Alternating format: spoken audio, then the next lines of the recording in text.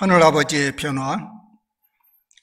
성경은 우리가 알고 있는 것을, 알고 싶은 것을 알려주는 백과사전적 지식의 복원은 아닙니다. 더욱이 내 주장을 뒷받침해주는 변호의 책도 아닙니다. 성경은 하나님의 마음을 전해주는 경입니다. 경은 한자로 경, 그것은 길이라는 의미입니다. 하나님의 마음을 전해주는 길이 성경입니다. 특히 인생을 향한 하나님의 마음이 어떠하심을 전해주고자 하는 것이 성경입니다. 그래서 요한복음에는 이런 기록이 있습니다. 성경에 예수님의 가르침, 행하신 일들을 다 기록하면 이 땅에 둘 수도 없다. 그런데 생명을 얻는 데 필요한 것만, 그 정도만 기록해 있다. 그것만으로도 우리가 하나님과의 관계를 충분히 해낼 수 있다는 얘기입니다. 오늘 창세기 본문을 읽으시면서 오늘 이제 노아의 방주의 사건입니다. 여러 가지 마음의 의문과 호기심이 일어납니다. 과연 이런 일이 있었다는 말인가? 지구를 다 덮을 만큼 이 엄청난 홍수가 정말 있었던 것인가? 근데 사실 과거의 여러 민족 설화에 보면 이런 얘기 많습니다. 민족 설화에, 특히 근동지방에 이 홍수 설화는 여러 편이 나옵니다. 그러니 이 노아의 홍수도 그런 류의 설화가 아니겠는가, 그런 생각이 듭니다. 그리고 또 그 굉장한 홍수 속에서 엄청난 지구를 다 덮었는데 어떻게 오늘 존재하는 이 생물들을 보존할 수 있었을까? 그만한 방주가, 배가 정말 있었다는 말인가? 배가 얼마나 컸기에 그 많은 동식물들을 다 보존했다가 열어놓을 수 있었다는 말인가? 창세기 6장 27절에는 생명을 보존하기 위해서 하나님께서 지시를 했습니다. 새와 가축과 땅에 기는 모든 종류들을 한 쌍씩 다 그 배에 보존하라고 했습니다. 그래서 제가 자세히 그 부분을 봤어요. 정말 모든 종류를 갖다 집어넣는가? 한창 살펴보니까 물고기가 없어요. 물고기가 빠졌어요. 물고기가 빠졌네? 했더니 그렇지, 물고기는 그럴 필요가 없지. 물고기 그럴 필요 없죠? 물이 많아서 더 신나는 거죠. 그래서 걔들은 물고기에서 보존이 됐구나, 이런 생각이 들었습니다. 어떤 사람들은 그 방주가 실제적으로 존재했는가를 증명하기 위해서 그 흔적을 찾기 위해서 막 돌아다니는 사람들이 있습니다. 제 친구 중에도 그런 사람이 있어요. 그래서 당시에 아라랏산이라는 걸 추정하는 곳에 오르내리면서 그걸 탐구하는 사람들이 있습니다. 그러다 무슨 나무 조각이 나오면 이거다! 말이 되는 소리예요? 실제 그런 조각이 있었다 해도 지금 남아있다는 게 말이 되는 거예요? 어처구니없는 주장이에요. 사실 성경은요, 그런 사건의 팩트 체크를 하도록 도와주는 책이 아닙니다. 아니, 그러한 일에는 성경에는 관심이 없어요. 긴 역사 속에서 지구상에서 벌어진 수많은 생성 소멸의 신비를 누가 다 팩트 체크를 할 수 있다는 말입니까? 가히 측량할 수 없는 일이 이 땅에서 수도 없이 반복되면서 오늘에 이르렀습니다.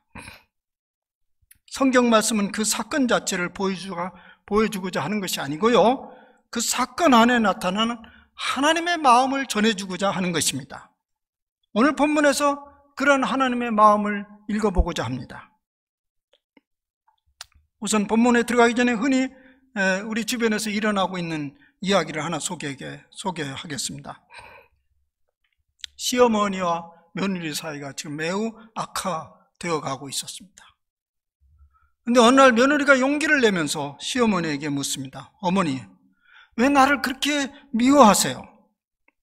제가 고쳐야 할 것이 있으면 말씀해 주세요. 그러면 노력해 볼게요. 시어머니 답은 간단합니다. 고칠 필요도 없다. 나는 내 존재 자체가 싫다. 정말 절망적인 소리이죠. 그러면 제가 어떻게 해야지요? 뭘 어떻게? 존재 자체가 싫다니까. 파산이죠. 오늘 홍수의 배경은 그런 상황에서 벌어졌습니다. 무엇을 어떻게 해볼 도리가 없는 인생들의 모습으로부터 노아의 홍수는 시작되었습니다. 불이 분 듯한 하나님의 분노가 노아 홍수 직전에 일어났습니다. 사람의 죄악이 이 세상에 가득함과 그의 마음으로 생각하는 모든 계획이 항상 악함을 보고 한탄하고 근심하셨다라고 말하고 있습니다. 더 이상 개전의 여지가 전혀 없어 보이는 인생들의 모습에 하나님은 절망하고 있었습니다. 인생들의 악함이 온 피조물들을 병들게 했습니다. 그래서 하나님의 분노는 폭발하고 말았습니다. 성경 여러 군데서 이런 언사가 나타납니다. 내가 창조한 것이지만 사람을 이 땅에서 쓸어버리겠다. 6장 7절. 땅은 사람들 때문에 무업천지가 되었으니 내가 반드시 사람과 땅을 함께 멸하겠다. 6장 13절. 생명의 기운이 있는 모든 육체를 천하에서 멸절하리라. 6장 17절. 쓸어버리겠다, 멸하겠다, 멸절하겠다 하는 이 말씀 속에서 우리는 무슨 기대를 할 수 있습니까? 지금 우리는 끝장나기 직전의 세상 속에서 살고 있습니까? 지금 완전히 끝장날 직전에 우리는 지금 살고 있습니까? 그러면 우리가 살고 있는 이 세상은 어떻게 될 것입니까? 깊이 생각하면 두려운 일입니다. 그런데요, 그 홍수는 물론 하나님의 분노와 후회가 담긴 징벌이기는 합니다. 그러나 또 다른 하나님의 마음도 담겨져 있습니다. 이 모든 것을 다시 새롭게 하시고자 하는 하나님의 마음입니다. 그런데 그 일을 수행하기 위해서 만물 자체를 희생시킬 만큼 이 만물이 그렇게 부패되었다는 말입니까? 그것은 아닙니다. 만물의 부패는 곧 인간의 부패로부터 비롯되었습니다. 로마서 말씀대로 모든 피조물이 구원의 때를 기다리며 신음하고 있다고 말씀한 것처럼 인간의 부패가 만물을 그렇게 신음하게 만들었습니다. 그런데 하나님은 그 만물을 희생시켜서라도 인생들을 새롭게 하시고자 하는 사건이 노아의 홍수입니다. 우리의 생명이 천하보다 귀하다는 예수님의 말씀이 기억이 납니다. 그래서 엄청난 비를 쏟아부어 세상을 깨끗하게 청소하였습니다. 새롭게 시작하고자 하는 하나님의 간절한 마음을 보게 됩니다. 그것이 엄청난 희생을 치른 물의 심판이었습니다.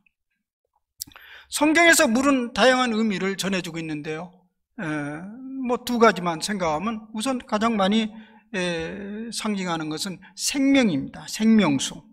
근데 반면에 그 물은 또 전혀 다른 의미를 가지고 있습니다. 혼돈과 무질서를 의미합니다. 오늘 본문에서 보여주는 물은 후자의 의미입니다. 40주야 하늘이 구멍이 난 듯 쏟아져 부은 물은 인생들이 저지른 엄청난 죄악과 무질서를 상징하고 있습니다. 그렇게 온 세상을 더 뒤덮을 만큼 인생들의 죄악은 넘실거렸습니다. 거기에 끔찍한 하나님의 심판이 있었던 거죠. 그런데요, 그 분노는 언제까지나 지속되지 않았습니다. 마침내 하늘이 열리기 시작했습니다. 하나님의 분노가 끝나가고 있었던 것입니다. 하나님의 분노는 끝이 있습니다. 하나님의 인자와 자비는 끝이 없으나 하나님의 분노는 끝이 있다는 말입니다.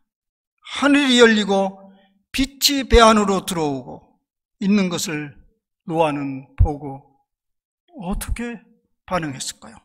아, 이제 하나님의 분노는 끝났구나 라고 외쳤을 것입니다. 이사야 말씀이 기억이 납니다. 너희는 정다이 예루살렘에 말하며 그것에게 외쳐 구하라. 그 복역의 때가 끝났고 그 죄악의 사함을 입었느니라. 그 모든 죄를 인하여 여호와의 손에서 배나 받았느니라.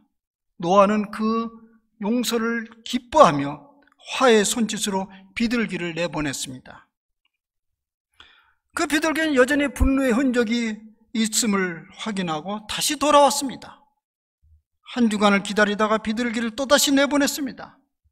그 비둘기는 감람나무, 그 올리브 잎을 부리에 물고 돌아왔습니다. 감람나무, 올리브, 그것은 굉장히 조그만 열매가 많이 열리는 나무입니다. 그것은 곧 생명의 시작을 알리고 있습니다. 시편에 이런 말씀이 있습니다. 내 상에 들린 자식은 어린 감람나무와 같다. 이 감람나무에 주렁주렁 매달리는 그 올리브 열매를 두고 말하는 것입니다. 생명이 다시 움트기 시작했다는 말입니다. 한 주간 후에 다시 비둘기를 내보냅니다. 근데 그 비둘기는 다시 돌아오지 않았습니다. 생명의 세계 속으로 날아갔습니다. 하나님의 품으로 돌아간 것이죠. 말하자면 하나님이 활짝 가슴을 열려서 환영을 했고 비둘기는 그 안에 안겼던 것입니다. 노아는 기뻐하면서 단을 쌓아서 제사를 드렸습니다. 그런데 그 제물을 받으신 하나님은 엉뚱한 약속을 합니다. 그것이 8장 21절 22절의 말씀입니다. 여호와께서 그 향기를 받으시고 그 중심에 이르시되 내가 다시는 사람으로 말미암아 땅을 저주하지 아니하리라. 이는 사람의 마음이 계획하는 바가 어려서부터 악함이나 내가 전에 행한 것 같이 모든 생물을 다시 멸하지 아니하리라. 이 말 속에는 좀 복잡합니다. 다시 이제 이런 일은 안 일어날 것이다. 왜냐하면 본래 인간이 어릴 때부터 악하기 때문에. 이게 무슨 얘기예요? 이 말씀은 창세기 6장 5절 8절 그 부분과 연결이 됩니다. 이 땅의 악함을 인해서 개전의 여지가 없는 모든 피조물들, 특히 인생들을 쓸어버리려는 불붙은 하나님의 마음이 변화를 일으켰단 말입니다. 그런데 사실 이 변화는 급작스러운 것은 아니었습니다. 하나님은 본성상 당신의 피조물을 완전히 쓸어버릴 배짱이 없으셨어요. 6장 1절에 보면 땅 위에 사람 지으셨음을 한탄하사 마음에 근심하셨다. 뭐 한탄하고 근심할 일이 있습니까? 쓸어버리면 되는 거지요. 그런데 이 표현은 무자비한 분노가 아닙니다. 멀리 떨어져가는 당신의 피조물들에 대한 안타까움과 고통을 말하는 것이죠. 그래서 끝내 그 피조물을 버리지 못했습니다. 다시 붙들었습니다. 이것이 곧 하나님 자신의 마음의 변화입니다. 여호와께서 그 향기를 받으시고 그 중심에 이르시되 내가 다시는 사람으로 말미암아 땅을 저주하지 아니하리니 이는 사람의 마음이 계획하는 바가 어려서부터 악함이나 내가 전에 행한 것 같이 모든 피조물을 다시 멸하지 아니하리라. 이 말씀을 정리해 보면 인생들을 향한 하나님의 태도가 나옵니다. 두 가지로 정리가 됩니다. 첫째는 인생들에게는 희망을 찾아볼 수 없다. 피조물은 결코 변화될 수 없다. 그들의 품은 생각은 한없이 악해서 늘 하나님의 목적에 맞서는 존재이기 때문이다. 그래서 그들의 악함은 존재 그 자체입니다. 뭐 이것이 저것이 잘못돼서 아니고 존재 그 자체가 악합니다. 그래서 그 무서운 홍수의 위협으로도 끄떡하지 않는 것이 인생입니다. 미래에 대한 희망은 결코 인생들의 변화로부터 기대할 수 있는 건 아닙니다. 하나의 희망의 기대는 하나님 당신 자신이 변화하는 것이었습니다. 둘째는 서글프게도 자신이 만든 피조세계와 함께 하기로 결단합니다. 그 세계를 참고 보존하기로 합니다. 22절의 말씀이 그것입니다. 땅이 있을 동안에는 신음과 거둠과 추위와 더위와 여름과 겨울과 낮과 밤이 쉬지 아니하리라. 인간의 반역으로 인해서 하나님이 세우신 그 위대한 계획을 훼손할 수 없음을 말해주고 있습니다. 하나님은 이 위대한 목적이 이루어질 때까지, 완성될 때까지 인간들을 보호하고 함께 이 창조 세계를 이끌어 가겠다는 결단입니다. 그래서 구제불능한 악한 우리를 새롭게 하시는 일의 파트너로 받아들이셨습니다. 홍수가 끝나고 생명이 다시 시작되었습니다. 피조물을 멸절시키고자 했던 그 분노가 누그러졌습니다. 이 이야기의 시작 부분에서 염려했던 이 세상의 파멸로 끝나지 아니하고 새로운 해결책이 나옴으로써 끝났습니다. 그 새로운 해결책은 하나님의 분노에 의해서도 아니고요, 적대적인 피조물에 대한 하나님의 방종에 의해서도 아닙니다. 물론 인간의 변화에 의해서도 물론 아닙니다. 오히려 새롭게 하시고자 하는 하나님의 결심과 변화에 의해서입니다. 홍수는 인류에게 아무 영향을 미치지 못했습니다. 오히려 그 홍수는 하나님에게 영향을 미쳤습니다. 이제 무한한 인내심과 관용으로 자신의 피조물을 대하시기로 그렇게 변화하신 것입니다. 확실히 하나님은 처음부터 당신의 피조물들에게 애정을 가지고 계셨습니다. 하나님과 피조물 사이에는요, 처음부터 하나님과 피조물 사이에는요, 전지전능한 분과 무기력한 종의 관계가 아니었습니다. 오히려 그것은 슬픔을 당한 하나님과 저항하는 피조물이라는 고통스러운 관계였습니다. 자녀를 키우는 부모들은 다 이 심정을 알게 될 것입니다. 늘 슬픈 마음, 애달픈 마음. 그러나 자식은 계속적으로 저항하는 고통스러움을 안겨주는 마음. 이것이 하나님의 마음이었습니다. 그러면 어떻게 되죠? 이 둘 중에 하나는 변화되어야 됩니다. 근데 하나님이 그것을 선택하셨습니다. 이것이 바로 복음입니다. 이것이 복음이라고요. 하나님이 스스로를 변화시키셨습니다. 21절 말씀대로입니다. 사람은 어릴 때부터 그 마음의 생각이 악하기 마련이다. 다윗의 고백대로 한다면 실로 나는 죄 중에 태어났고 어머니의 태 속에 있을 때부터 죄인이었습니다. 어차피 인생들은 악하기 그지없는 존재인데 범죄할 때마다 죄값을 묻는다면 어떻게 인생들이 견뎌낼 수 있습니까? 인생이 아무리 어렵다 한들 다 그렇고 그런 존재가 인생이 아닙니까? 인생들이 입을 열어 누가 옳고 그런다고 다툰들 그 무슨 차이가 있겠습니까? 홍수로 일시에 쓸려 없어질 존재가 인생인데 말입니다. 슬픈 이야기죠. 더욱 슬픈 일은 인간이 그렇게 태생부터 악한 존재라면 능력이라도 있든지 그러면 좋았으련만 그것도 아닙니다. 악하기 그지없으면서도 능력이 없습니다. 능력이 없으면 선하든지 선하지도 않고 능력도 없고 그러면 이거 인생을 어디다 써먹어요? 그것이 하나님이 처음 인생을 보는 모습이었습니다. 이것도 저것도 아닌 인생들입니다. 사람은 악하기 그지없고 교활합니다. 뿐만 아니라 능력도 없고 게으릅니다. 정말 답답한 인생들입니다. 어디에다 쓸 데가 없습니다. 하나님이 인생들을 볼 때 이와 같은 존재였습니다. 시편은 그런 인간을 향해서 다윗이 경험한 바를 이렇게 묘사하고 있습니다. 이는 하나님이 우리의 체질을 아시며 우리가 단지 먼지뿐임을 아신다. 그것은 인생은 바람이 지나가면 없어지나니 그 있던 자리도 다시 알지 못한다. 그저 바람처럼 휙 불으면 날아갈 흔적도 없어질 그런 무능한 인생들이다. 이런 인생들을 어찌하랴? 오늘 말씀에 의하면 그런 인생들을 변화시켜서 세상을 새롭게 하기보다는 하나님 당신 자신이 변화되는 길을 선택하셨다는 얘기입니다. 이것이 바로 우리 인생들에게 안겨준 특별한 선물입니다. 위에서 인용한 시편의 말씀에 이어서 이런 말씀이 나옵니다. 여호와의 인자하심은 자기를 경외하는 자에게 영원부터 영원까지 이르게 하셨다. 하나님의 일방적인 결단이 다름 아닌 인생들을 향해서 영원한 용서와 자비를 퍼부으시겠다는 일입니다. 하나님은 공의의 하나님이시기 때문에 징벌을 아주 없지 않습니다. 징벌을 하십니다. 그러나 그 영원한 용서와 자비에 비하면 그 징벌은 한순간에 불과합니다. 그런 하나님의 영원한 자비와 용서를 만천하에 공포한 사건이 무엇입니까?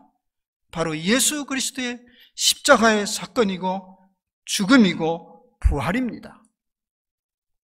악하기 그지없는 존재이면서도 약하기 그지없는 인생들을 무조건 끌어안겠다는 선포가 바로 예수 그리스도의 십자가와 그 부활입니다. 그러니 오늘 우리는 은혜 시대에 살고 있습니다. 우리 이 자리에 앉아있는 것이 은혜 그 자체입니다. 오늘 우리가 이렇게 별 잘못 없는 사람처럼 떳떳하게 살아가고 있는 것도 바로 그 하나님의 무한한 사랑과 용서 때문입니다. 그 증거로 노아의 감사 제물을 받으셨던 것처럼 오늘 우리가 이 죄악된 예물과 예배를 받으십니다. 그래서 이 예배는 구원에 대한 응답이요, 우리가 구원받은 백성이라는 사실을 몸으로 체험하는 사건입니다. 왜 우리는 매주 이 자리에 와야 됩니까? 하나님께서 그걸 받으시면서 우리로 하여금 내가 너를 받아들였다, 그런 구원의 체험을 이곳에서 반복적으로 하기 위함입니다. 따라서 오늘 우리가 비록 잘못하여 고난 가운데 있더라도 희망으로 견뎌낼 수 있습니다. 우리가 잘못하니까 고난 받아야죠. 징벌을 받아야 되죠. 그런데 그것이 절망이 아닙니다. 왜냐하면 하나님의 분노는 순간입니다. 그 자비의 신과 용서가 곧 돌아오기 때문입니다. 우리 인생들은 다 그렇고 그런 존재입니다. 여러분, 사방에 마음에 들지 않는 사람 천재입니다. 몰라서 그렇지요. 내 옆에 지금 앉아있는 사람도요, 마음에 들기 쉽지 않은 사람들입니다. 옆에 슬쩍슬쩍 보세요. 쉬운 상대입니까?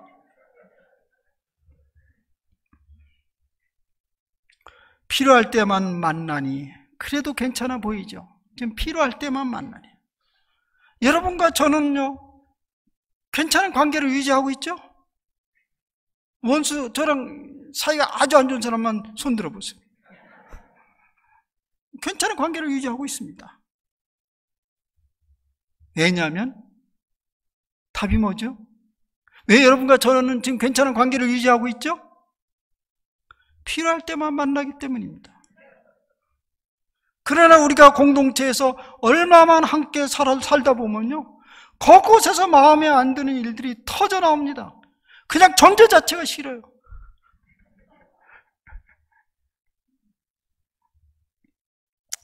저에게도 함께 동역하고 싶은 사람이 있었습니다. 그래서 저는 그에게 제안을 했죠.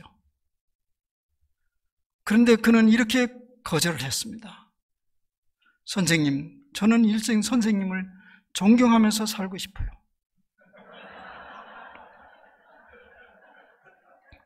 그리고 또한 선생님의 인정받고 사랑받는 제자로 남아있고 싶습니다. 아주 젠틀하게 거절을 했습니다. 섭섭했지만 지금 생각해보니 참 지혜로운 친구구나 라는 생각이 듭니다. 사람 뜯어놓고 보면 다 그렇고 그런 것이 인간입니다. 그러니 누구도 우리를 실망시키고 분노하게 할 수 있습니다. 누구도 우리를 실망시키고 분노하게 합니다. 오늘 창세기의 본문 말씀 그대로입니다. 사람이 어릴 때부터 그 마음의 생각이 악하기 마련이다. 그러면 어떻게 하죠? 하나님이 보여주신 방식을 들여다보아야죠.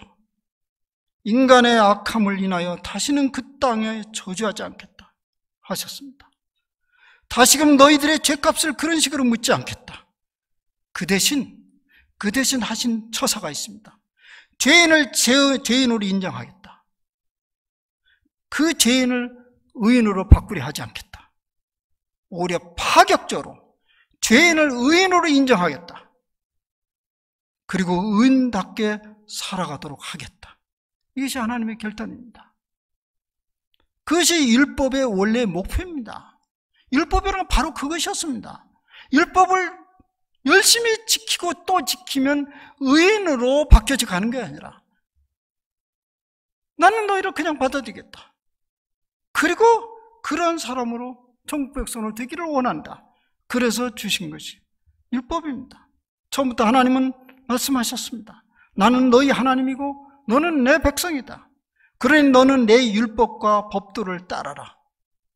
그러면 너는 나의 무한한 자비와 용서를 맛보게 될 것이다. 이것이 율법입니다. 신앙이라는 것은 이런 차원의 눈을 뜨는 것입니다. 사랑하는 여러분, 서두에서 잠시 예로 드린 부분을 다시 생각해 봅시다. 존재 자체가 싫습니까? 싫은 이유도 되기 싫습니까? 개전의 여지가 없어 보입니까? 우리 하나님은 그런 인생들을 향해서 나는 내가 그런 존재라는 것을 받아들인다. 그리고 나는 너를 변화시키려 하지 않을 것이다. 내가 변하겠다.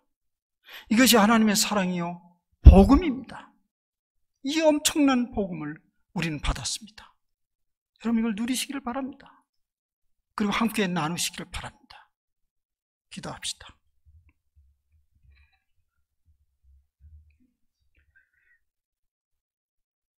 인생들이 어릴 때부터만 악하겠습니까? 태 속에서, 뱃속에서부터 악했습니다. 이것이 하나님의 사람들의 고백입니다. 그저 다 쓸어버리겠다, 멸절하겠다. 이것 또한 하나님의 마음이었습니다. 그런 하나님은 끝내 그 피조물을 끌어안으셨습니다.